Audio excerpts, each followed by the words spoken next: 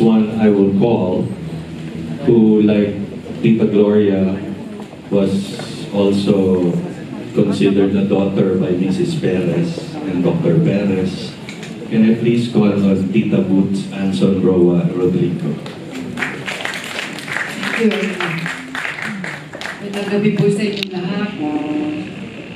Tatlong milestones po sa buhay ko kung saan nadama ko yung impact ni Tita Gloria. Unang-una po, when I was about 7 years old, maybe, tita naman po si Gloria Romero after her long stint as an extra, as a big player. Finally, dumating yung solo starring role niya after Palasic. And her leading man was my father, Oscar Moreno. So, ang first experience ko beholding her was when I went to the set for the shooting. At talaga naman at my age of 7, napangangampo ako talaga sa kanyang ganda. And more importantly, the radiance that she exuded, no, sa kanyang katauhan. Marami pong magaganda, pero hindi po nagra-radiate yung kalooban nila. But in the case of Tita Gloria, there was beauty from within as well. Pangalawa po, some 10 years ago, I was 70 and she was 80. Kinuha po kami para sa isang commercial. It was for a wellness product. So, at our ages, pinagbihis po kami ng jogging outfits or gym outfits.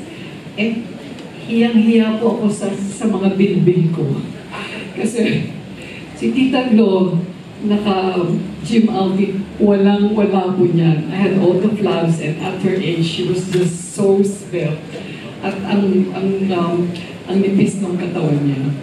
And more importantly, nung pinagawa po kami ng commercial, that being a wellness product, pina-jogging po kami. Of course, after a few steps, humihinga na ako si Tita Glo, hindi rin. And pinagawa po kami ng mga yoga poses. Hindi po ako makairal sa mga yoga poses, but she could stretch so easily. That was a rather funny but fun experience. And lastly, kami po nila, Tita Penny Pempe, ni Nova, Tita Susan when she was alive, si Pipito, very active po kami dun sa samahan ng Balik Samahan na inumpisahan po nila at ngayon po ay pinamumunuan ni sensor ko, ni Lani Mercado na senior moment ako, and Nadia Montenegro. Every year po dun sa Balik Samahan, meron po kaming advocacy, meron po kaming charity work, meron din po naman kami mga pasinaya, mga party, but very important, meron po kaming retreat na sa Marites nag-attend. Tita Gloria was one of the staunch supporters of that retreat. So in the last retreat that she attended, hindi ko po makalimutan, after the last homily and after the final blessing after the Mass, magkatabi kami ng Tita Gloria. Bagong kasal po ako noon with my second marriage. Kapatid ko ni Pempe, si Atty. Kim Rodrigo.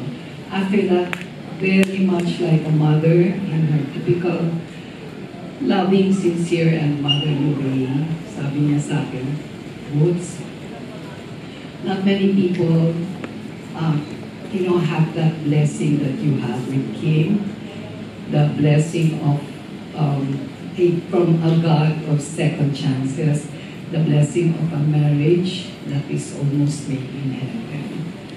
So sabi niya, alagaan mo yung marriage niya.